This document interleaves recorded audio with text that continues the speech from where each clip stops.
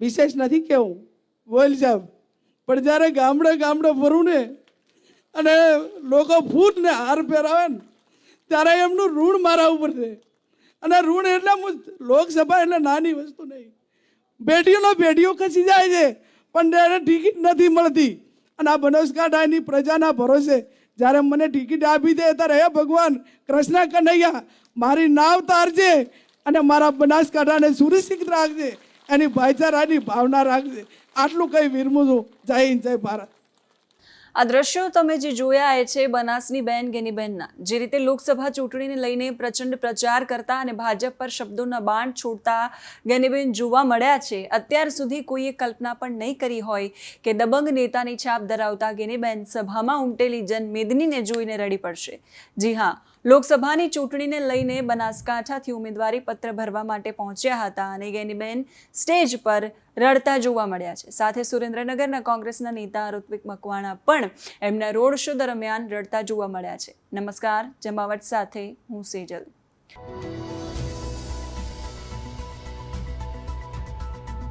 પ્રચંડ શક્તિ પ્રદર્શન સાથે આજે ભાજપ અને કોંગ્રેસના ઉમેદવારોએ ફોર્મ ભર્યા, ત્યારે બનાસકાંઠાના કોંગ્રેસના ઉમેદવાર ગેનીબેને ભવ્ય રેલી અને સભા યોજ્યા બાદ ઉમેદવારી પત્ર ભર્યું.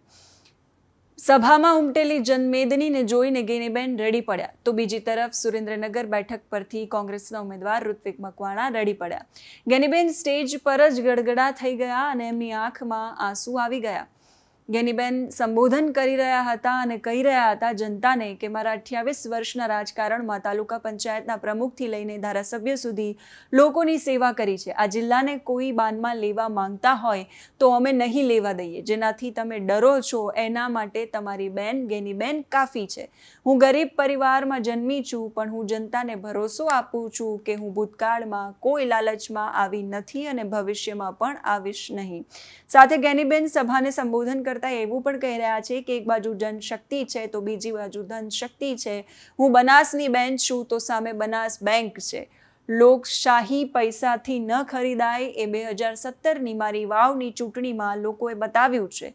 મારા લોકોને કોઈ વહીવટી તંત્ર હેરાન કરવા માંગતું હોય તો હું ઝાંસીની રાણીની જેમ ચાલીશ. હું તમને ગીતાની અને સંવિધાનની સાક્ષીએ ખાતરી આપું છું.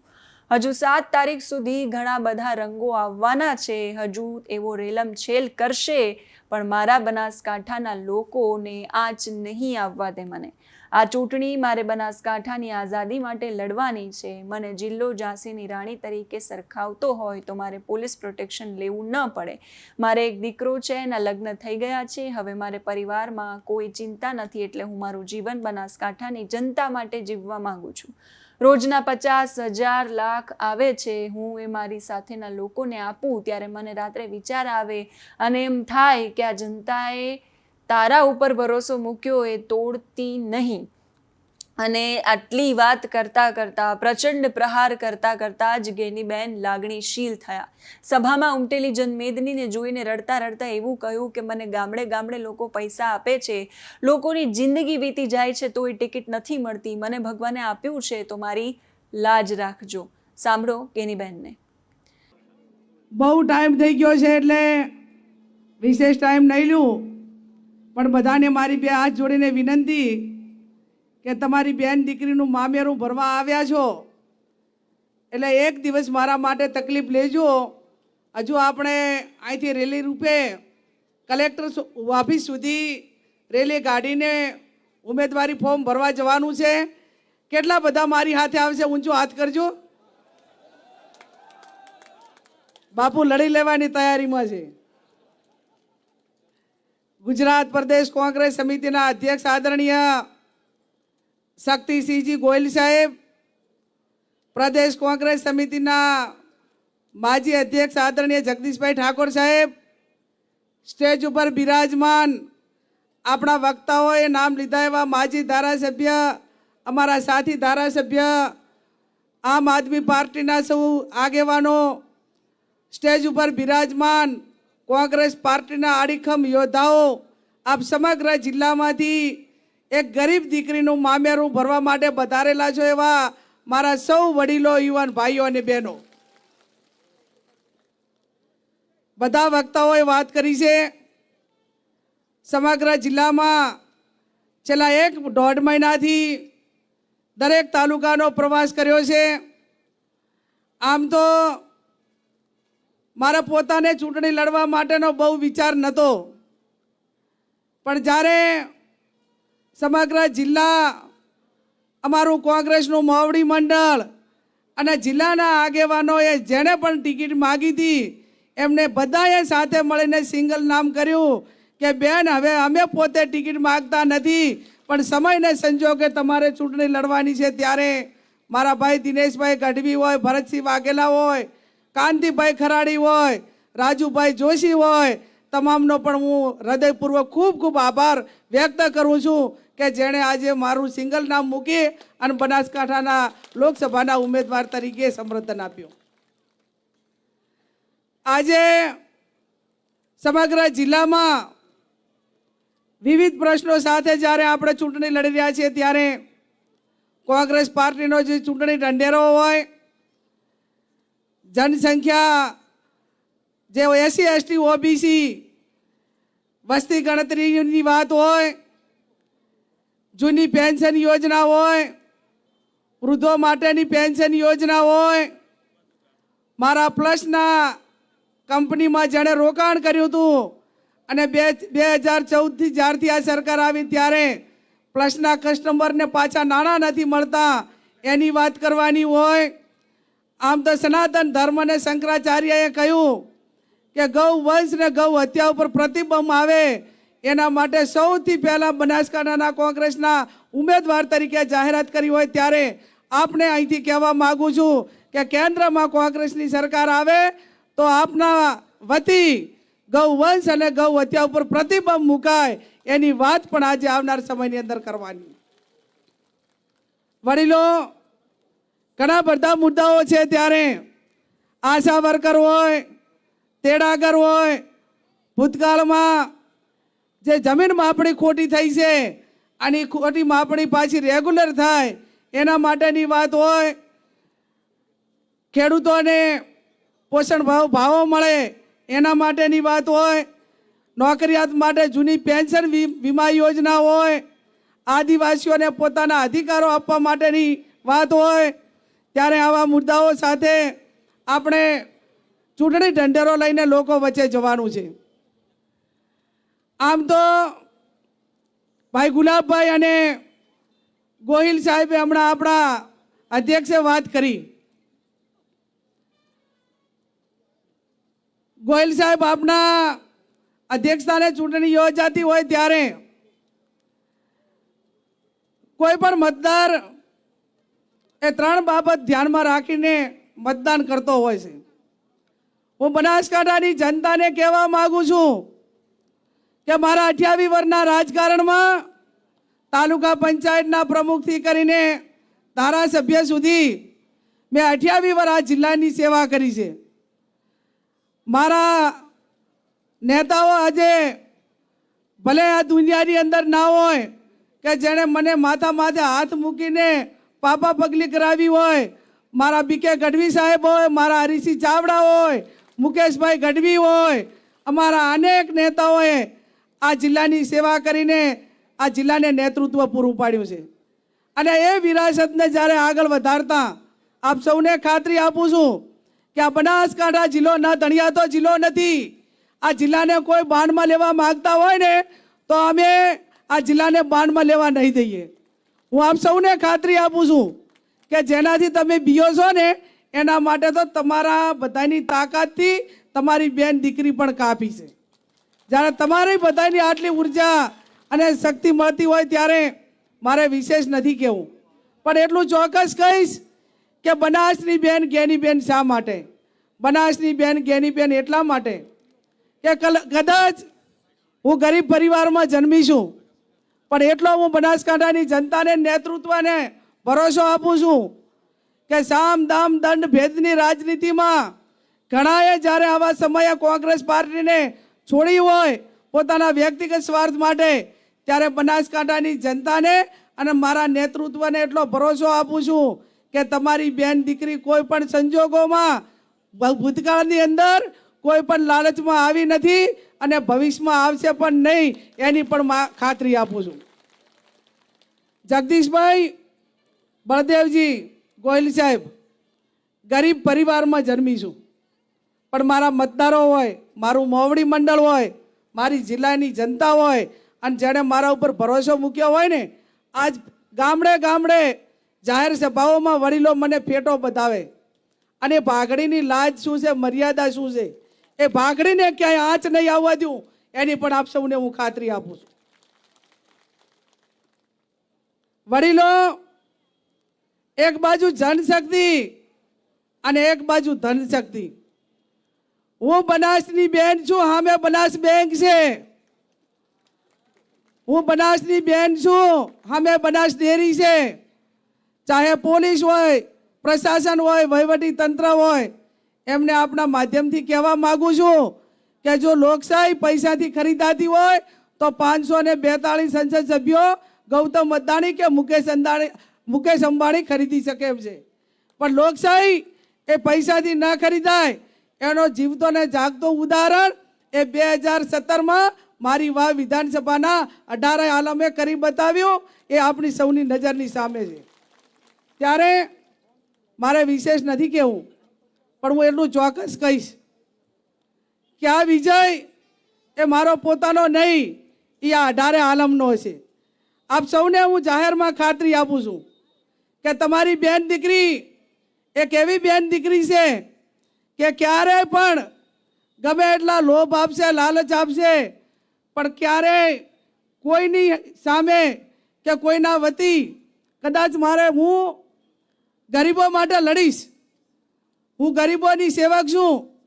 મધ્યમ વર્ગ સાથે રાખીને પરિશ્રમ કરવામાં, સંઘર્ષ કરવામાં કાંઈ બાકી નહીં રાખું, પણ મારા ગરીબ માણસોને, મધ્યમ વર્ગને કોઈ વહીવટી તંત્ર કે કોઈ હેરાન કરવા માગતું હોય ને તો એની સામે અમે ગાંધીજીના વારસદાર છીએ. પણ ક્યાંક જરૂર પડે તો તમારી બેન દીકરી મારા ગરીબ માટે, મારી બેન માટે, દીકરી માટે ઝાંસીની રાણીની રાહે ચાલવું પડે ને તો ભૂતકાળમાં ક્યારેય વિચાર નથી કર્યો અને ભવિષ્યમાં પણ ક્યાંય પીછેહટ નહીં કરું એની પણ આપ સૌને હું ખાતરી આપું છું. ત્યારે 1947માં આ દેશની આઝાદી બચાવવા માટે દેશના સુખી સંપન્ન લોકો, એ મહાત્મા ગાંધી હોય, સરદાર પટેલ હોય, એમને ફંડિંગ કરી અને આ દેશમાંથી અંગ્રેજોને હટાવવા માટે ફંડિંગ કરતા હતા. આજે 2024માં મારી બનાસકાંઠાની જનતા એની બેન દીકરીને 500 રૂપિયા આપી, 11 રૂપિયા આપી, 21,000 રૂપિયા આપી આ દેશની આઝાદી ટકાવવા માટે, લોકશાહી ટકાવવા માટે ફંડિંગ કરી રહી છે. આ બેના વચ્ચે તફાવત છે અને તફાવત છે એટલા માટે કરીને આજે હું તમને બધાને ખાતરી આપું છું અને ગીતાની સાક્ષીએ, સંવિધાનની સાક્ષીએ ખાતરી આપું છું. મારા હાથમાં એક હાથમાં ગીતા છે, એક હાથમાં સંવિધાન છે. આ સંવિધાનની રક્ષા કરવાની હોય અને આ ગીતાજીએ ભાગવત કથામાં જે વાત કરી હોય એ વાત પ્રમાણે તમારી સેવા કરવા માટેની આપ સૌને હું આ ગીતાની સાક્ષીએ અને સંવિધાનની સાક્ષીએ ખાતરી આપું છું. મારે વિશેષ ના કહેતા મારી મોવડી મંડળને 2 હાથ જોડીને વિનંતી કરવી છે. આજે મારું શિષ્ટ નેતૃત્વ બેઠું છે. હજી ઘણા બધા 7 તારીખ સુધી રંગો આવવાના છે, ઘણા બધું રેલમ છેલ કરવાના છે, પણ શિષ્ટ નેતૃત્વને બનાસકાંઠાની જનતા વતી ખાતરી આપું છું કે યા બનાસનો કાંઠો છે કે એની અસ્મિતા માટે, એની આઝાદી માટે ગમે તો ગમે એટલી લોભને લાલચું આપે, પણ મારો બનાસકાંઠાનો મતદાર એ કોંગ્રેસ પાર્ટીને ક્યાંય આંચ નહીં આવવા દે એની પણ આપ સૌને હું ખાતરી આપું છું. હું ધારાસભ્ય તરીકે અત્યારે 2027માં મારી મુદત પૂરી થાય છે. મારે આ લોકસભાની ચૂંટણી મેં અગાઉ કહ્યું એ પ્રમાણે આ બનાસકાંઠાની આઝાદી માટે લડવાની છે અને બનાસકાંઠાની આઝાદી માટે લડવાની છે. ત્યારે મારા રા નવગણ દેવા ભાઈઓ બેઠા હોય, મને ઘણી વખત એમ કે જ્ઞાનીબેન રાત દિવસ તમે એકલા પ્રવાસ કરો છો, તમે પોલીસવાળાના પાસે સિક્યુરિટી માગી લ્યો. ત્યારે મેં એમને કીધું કે બનાસકાંઠાની 18 આલમ 36 કોમ એક પોલીસ તરીકે પેરો ભરતી હોય ત્યારે મારે પોલીસની કોઈ જરૂર ના હોય અને મારે પોતાને આખા જિલ્લાના તમામ વર્ગોનું રક્ષણ કરવાનું હોય. બનાસકાંઠાના જિલ્લો મને ઝાંસીની રાણી લક્ષ્મીબાઈ સાથે સરખાવતો હોય ત્યારે પોલીસ પ્રોટેક્શન લઈને જેનો ભરોસો છે ને એ ભરોસો હું તોડવા માંગતી નથી. કદાચ આ બનાસકાંઠાની જનતા માટે, બનાસકાંઠાની 18 આલમ માટે એક કાળું કફન બાંધવું પડે ને તો આ કફન બાંધીને તમારા બધા માટે કરીને નીકળીશું અને કાળું કફન બાંધીને નીકળીશું. ત્યારે ગોયલ સાહેબ, પરિવાર નાનો છે, એક દીકરો છે. મેં કોઈને કહ્યું નથી કે પરિવારને, અને મેં મારા આગેવાનો સાથે કોઈ ચર્ચા નથી કરી, પણ ખૂબ મને 18 વર્ષની ઉંમરે કોંગ્રેસ પાર્ટીએ તાલુકા પંચાયતના પ્રમુખથી કરીને મારો 28 વર્ષનો રાજકીય કાર્યકાળ દરમિયાન મેં અનેક ચડાવ ઉતાર જોયા છે. ત્યારે હું આજે આ બનાસકાંઠાની જનતાને ભરોસો આપવા માગું છું અને કહેવા માગું છું કે એક દીકરો હતો, એના લગ્ન થઈ ગયા છે અને પરિવારમાં હવે બહુ લાંબી જવાબદારી નથી રહી. ત્યારે આ મારી જિંદગી હવે પછીની બનાસકાંઠાને અર્પણ કરવા માગું છું અને અર્પણ કરવા માગું છું. ત્યારે તડકો છાયો જોયા વગર સબ ભૂમિ ગોપાલ કી, અને કોઈકને કોઈકે આ પૈકીના નિર્ણયો લઈને ક્યાંક લોકશાહી બચાવવાની હોય, ક્યાંક જન સેવા માટે સમર્પિત થવાનું હોય તો એ સમર્પિત થવાની પણ તૈયારી રાખવી પડશે. ત્યારે આપ સૌને, પત્રકારોને પણ અભિનંદન આપું છું. આમ તો બધા પેકેજ બીજા પાસે નાના મોટી જાહેરાતો માગે, પણ ગોહિલ સાહેબ, જગદીશભાઈ, આ પત્રકારો ચોથી જાગીરીનો પણ મારે આભાર માનવો જોઈએ. એમાં પણ મારો મામેરાનો કોટો અલગ રાખ્યો છે અને સૌથી વધારે કવરેજ આ મીડિયાએ લીધું છે. ત્યારે એમનો પણ મારે આભાર માનવો રહ્યો. જાહેરમાં બીજું વિશેષ ના કહેતા મને બધા ધમકી આપે અને મને જ્યારે કોઈ 100 રૂપિયા આપે ને એમાંથી કે બેન 50 પાછા આપો.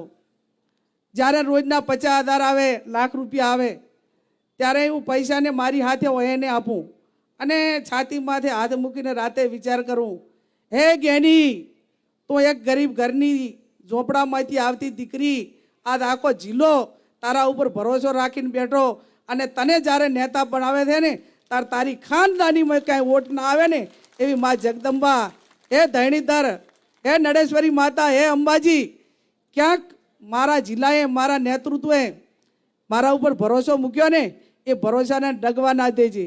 અને જે દાડે એ ભરોસા હામાં ક્યાંય ખોટ આવે ને એ પહેલાં મને વાલી કરી દે, એ મને સારું લાગશે, પણ મારો બનાસકાંઠો કે મારા નેતૃત્વને ક્યાંય આંચ ના આવે એવી મારી ભગવાનને પણ પ્રાર્થના છે. ત્યારે મારે વિશેષ નથી કહેવું ગોયલ સાહેબ, પણ જ્યારે ગામડે ગામડે ફરું ને અને લોકો ફૂટ ને હાર પહેરાવે ને ત્યારે એમનું ઋણ મારા ઉપર છે. અને ઋણ એટલે લોકસભા એટલે નાની વસ્તુ નહીં, પેઢીઓ ખસી જાય છે પણ ત્યારે ટિકિટ નથી મળતી. અને આ બનાસકાંઠાની પ્રજાના ભરોસે જ્યારે મને ટિકિટ આપી દે ત્યારે હે ભગવાન કૃષ્ણ કનૈયા, મારી નાવ તારજે અને મારા બનાસકાંઠાને સુરક્ષિત રાખજે, એની ભાઈચારાની ભાવના રાખજે. આટલું કઈ વિરમું છું. જય હિન્દ, જય ભારત. ધન્યવાદ બેનબા. હવે આપણે ઘણા બધા મિત્રોને વિઝ્યુઅલ લેવાના છે એટલે એક નારો બોલાવશું, બનાસની બેન, મારી બેન, બનાસની બેન. આભાર વિધિ પાલનપુરા તાલુકા કોંગ્રેસ સમિતિના પ્રમુખ શ્રી કરશે. બધા રેલી સ્વરૂપે કલેક્ટર ઓફિસ આવે એવી વિનંતી.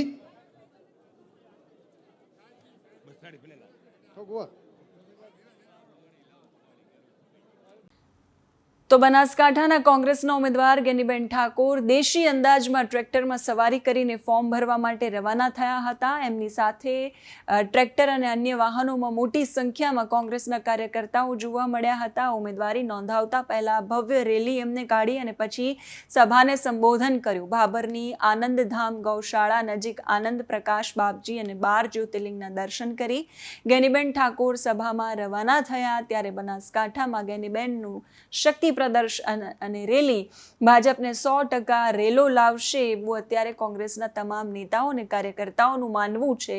પરિણામ બતાવશે કે ભાજપને રેલી આવશે કે રેલો. હવે વાત કરીએ લોકસભાની ચૂંટણીને આડે ગણતરીના દિવસો બાકી છે. એમાં કોંગ્રેસના અન્ય એક ઉમેદવાર પણ રડતા જોવા મળ્યા છે. પ્રચાર પ્રસાર પૂરજોશમાં ચાલી રહ્યા છે. ઉમેદવારો દ્વારા ફોર્મ ભરવાની શરૂઆત થઈ ચૂકી છે. સુરેન્દ્રનગર લોકસભા બેઠકના કોંગ્રેસના ઉમેદવાર ઋત્વિક મકવાણાએ આજે ઉમેદવારી ફોર્મ ભર્યું. જો કે એ પહેલા સુરેન્દ્રનગરમાં એમનો રોડ શો યોજાયો. સુરેન્દ્રનગર બસ સ્ટેન્ડથી લઈને કલેક્ટર કચેરી સુધી આ રોડ શો યોજાયો, જેમાં ધારાસભ્ય વિમલ ચુડાસમા, કોંગ્રેસના પ્રવક્તા મનીષ દોશી તેમજ પૂર્વ ધારાસભ્ય નૌશાદ સોલંકી સહિત અન્ય નેતાઓ પણ મોટી સંખ્યામાં કોંગ્રેસના કાર્યકરો અને લોકો એમની સાથે એમના રોડ શોમાં જોડાયા. ઇન્ડિયા ગઠબંધન હોય, આમ આદમી પાર્ટીના નેતાઓ પણ આ રોડ શોમાં જોડાયા. આ રોડ શોમાં જનમેદનીને જોઈને ઋત્વિક મકવાણા પણ ભાવુક થઈ ગયા. જુઓ એ દ્રશ્યો.